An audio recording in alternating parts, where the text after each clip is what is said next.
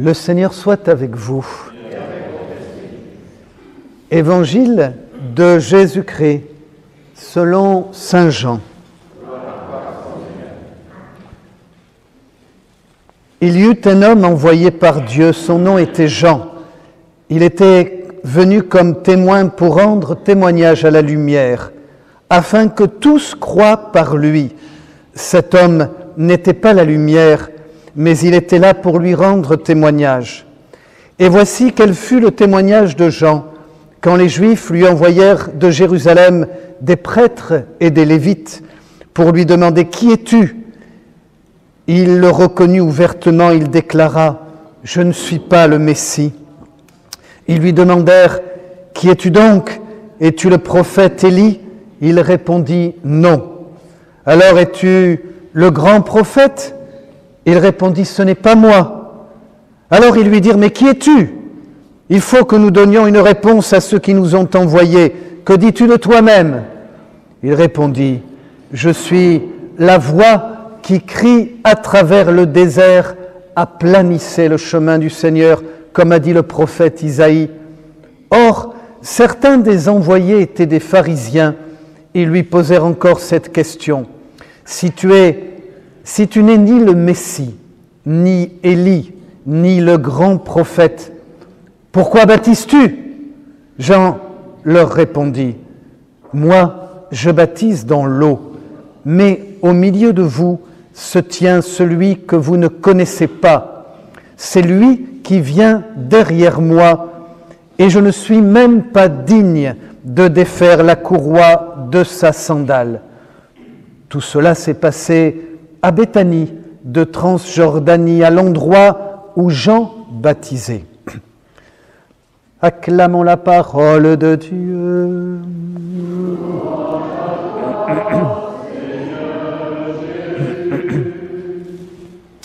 Vous pouvez vous asseoir quelques instants.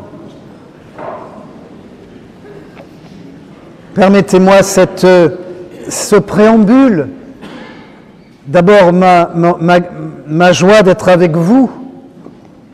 Après de longues années en mission, que je retourne dans mes terres élargies, voyez, je me réjouis d'être avec vous, tout spécialement dans cette fête particulière. Pour l'anecdote, je dirais que, évidemment, je suis arrivé un peu en retard pour trouver de la place, voyez. Enfin, j'ai trouvé, sinon je ne serais pas là. Et alors, en venant ici, pour l'anecdote, évidemment, nous les prêtres, nous nous prosternons toujours devant l'autel au début. Et alors, j'ai réalisé que c'était la première fois de ma vie que je faisais une prosternation devant un chapon. Évidemment, après, je m'en suis rendu compte. Il est juste là. Je ne sais pas s'il m'a salué, mais enfin on s'est salué. Vous voyez, nous les prêtres, on arrive, on s'incline devant l'autel, une longue prosternation, on vénère le Seigneur qui est juste derrière. Et alors quand j'ai levé les yeux, évidemment, j'ai eu droit à un petit coup, pas un coup de bec, hein, mais quand même un petit coup d'œil. Là, c'est la première fois de ma vie, vous voyez, que non pas que je suis là et que avec les chapons, mais que je suis devant, je donne une génuflexion, une vénération. Alors voilà, c'était un peu l'anecdote. Après, ça m'a distrait un petit peu. Je me suis dit, tiens, c'est étonnant. Mais en fait, quand vous réfléchissez, chers amis, tout vient de Dieu de toute manière. Vous aurez beau dire, tout à l'heure, quelqu'un sur le marché, là, en arrivant, alors je lui dis, bon, alors évidemment, j'avais un foulard, on ne pouvait pas voir, là, je lui dis, alors vous venez à la messe? Ah, il dit, je vous dis pas oui, mais je vous dis pas non plus. Bon, enfin, je sais pas s'il est là, mais voyez, on a toujours une remarque comme ça, on s'en sort toujours bien. Je lui dis quand même, j'insiste, je lui dis, mais venez, vous verrez, c'est sympa. Hein, d'ailleurs, on chante, on écoute la parole de Dieu, on se retrouve ensemble, il y a de la musique, vous êtes là, voyez, une messe, voyez, qu'on soit croyant ou pas, sans vous choquer. Il y a toujours quelque chose de convivial, de sympathique, quelque chose de fraternel, quelque chose d'historique peut-être. On aime ou on n'aime pas l'histoire, vous voyez. Il y a toujours quelque chose d'humain. L'humain, chers amis, vous voyez, nous ne pourrons pas le renier. Je crois que c'est Jean-Jacques Rousseau qui disait que le bonheur, il disait, c'est toujours la force du courage, vous voyez. Ce courage d'être ensemble, de parler, de fêter, de célébrer.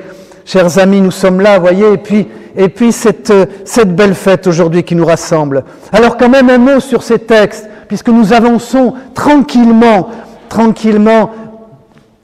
vers Noël. Je dirais d'abord 3 choses toutes simples. La première, quand j'écoute ces textes, j'ai envie de dire, eh bien, Dieu veut le bonheur de l'homme. Il veut le bonheur de l'homme. Vous allez me dire, il a bien du mal avec vous, avec moi aussi, rassurez-vous. Celui qui vous parle n'est pas toujours aussi brillant, aussi vertueux qu'il aimerait l'être, mais Dieu a bien du mal. Je me souviens d'une parole de Mère Teresa, vous la connaissez tous, rassurez-moi. Oui, quand même, Sainte Mère Teresa. Enfin, elle est récente, alors j'aime bien, elle est récente, et alors vous piochez comme ça quelques-unes de ces paroles, ce sont des petites perles, voyez, toutes simples, elle était tellement humaine, l'humanité, voyez, c'est Jésus.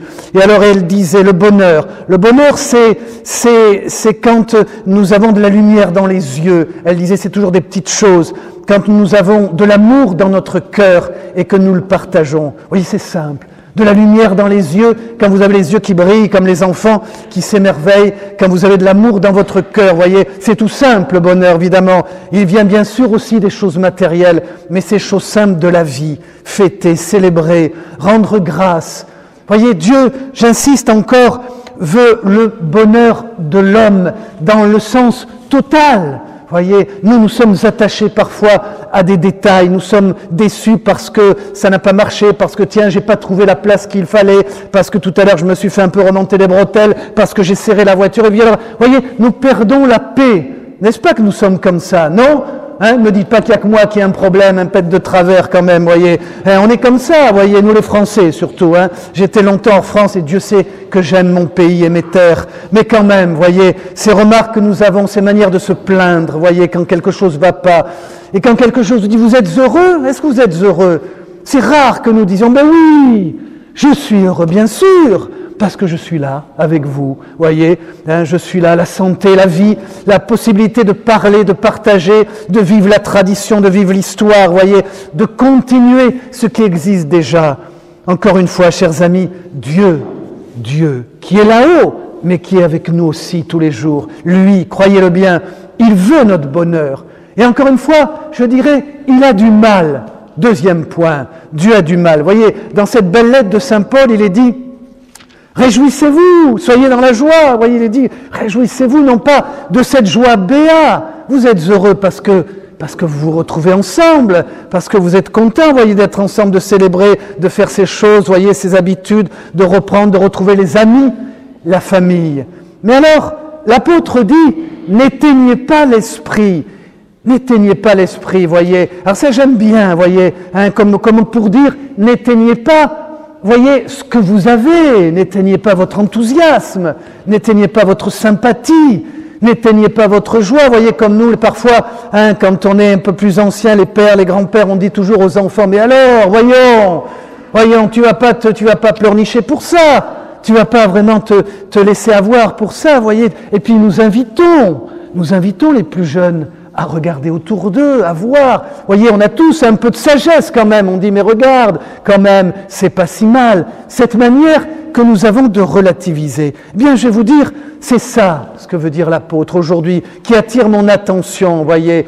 Voyez, réjouissez-vous simplement, voyez, tout ça. N'éteignez pas encore le feu, cette mèche qui est allumée dans votre cœur. J'aime bien penser, chers amis, qu'il y a une flamme qui brûle dans le cœur de tous les hommes. J'aime bien, oui, moi ce sont mes images, je parle avec des images. Cette flamme, elle ne s'éteindra pas à la mort, malgré ce que vous pouvez en penser. On se dit, oui, tout s'éteint. Ben non, la flamme va continuer puisque la vie est éternelle. J'aime bien dire, gardez la lampe allumée. Voyez, c'est ça. Gardez la lampe allumée parce que ça vaut la peine. Gardez cette lampe qui est la vie, cette lampe qui est la vérité, ce que vous avez, vous et moi, voyez, ce que Dieu nous a donné, parfois que nous pouvons partager aux autres. Ça, c'est une chance quand on peut le partager aux autres, voyez, gardez cette lampe. Et ça, ce n'est pas possible de le vivre tout seul. On a besoin des autres. On a besoin de cette amitié simple, on a besoin de pouvoir le partager avec les uns les autres. On a besoin parfois de se confier. On a besoin de Dieu, mes amis, bien sûr. Vous allez me dire, ah ça y est, il revient sur ses bébés, bien sûr. On a besoin du bon Dieu. On l'oublie. Moi aussi, je l'oublie. Des fois, je l'oublie, voyez. Alors après, je me dis, mais quand même, tu as quand même aujourd'hui, tu as la possibilité d'être là. Tu as encore une maman qui est là. Tu as des choses autour de toi. Tu oublies que tout vient de lui. tout vient de lui. C'est dramatique, voyez, oublier Dieu. C'est comme si vous partiez le matin et que vous partiez tout nu. Vous oubliez de vous habiller. Hein? Pardonnez-moi pour cet exemple, c'est bête, c'est vrai, mais c'est comme ça. C'est absurde.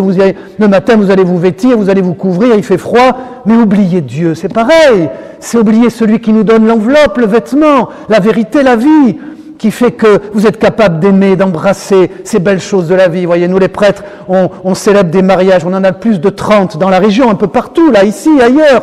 Et chaque fois, les jeunes couples, je leur dis, c'est merveilleux. Ah, ils sont tous préoccupés, la date, les noces, etc. Je dis, mais ce que vous allez vivre là, cette rencontre de nouveau, mais on vit déjà ensemble depuis 6 ans, mais c'est pas grave. Mais là, vous allez le faire devant Dieu. Vous allez demander là, et me dire, mais oui, c'est vrai. Vous allez être là, comme ça, vous allez vous avancer, puis moi, je vais prier sur vous. Puis Dieu va mettre son sceau, il va mettre sa main sur vous, il va vous envelopper de lumière. Vous voyez, c'est les images. Vous allez me dire, mais c'est la vérité. Toutes ces choses, on ne le voit pas, vous voyez, on le verra au ciel, mais on ne le voit pas parce que Dieu est discret. Il nous respecte infiniment. Hein, c'est ça l'amour, vous voyez, cette liberté de Dieu qui est là avec nous. Alors, je termine, chers amis, il y a quelqu'un que j'aime bien. C'est Jean le Baptiste. Jean le Baptiste fait partie de ces grands personnages de la Bible qui nous préparent à Noël. Cet homme était humble, modeste, mais il avait qu'une idée en tête, dire à tous les hommes, préparez-vous, parce que un homme vient, c'est celui que vous attendez.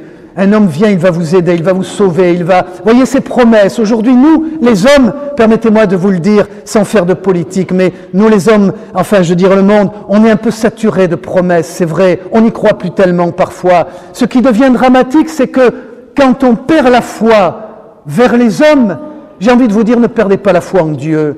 Hein, parfois, ça nous arrive de douter des uns des autres. Nous avons mis notre confiance en telle ou telle chose, en une personne, en une parole, et puis nous sommes déçus, la désillusion humaine. Mais en Dieu, je vous en prie, voyez, je comprends que parfois le deuil, la peine, je sais ce que c'est quand mon papa est parti, voyez, il y a parfois, mais quand même, voyez, parfois nous perdons la foi en Dieu, nous disons, mais est-ce que ça continue?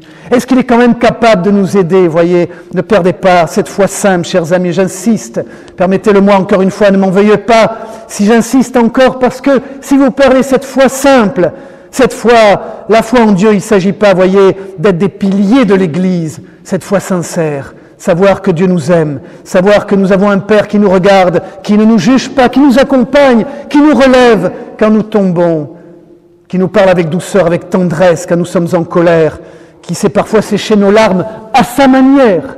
Je le consens. Dieu n'agit pas toujours comme les hommes, parce que Dieu est plus intelligent, plus grand. Heureusement, voyez, heureusement qu'il ne cède pas à tous nos caprices.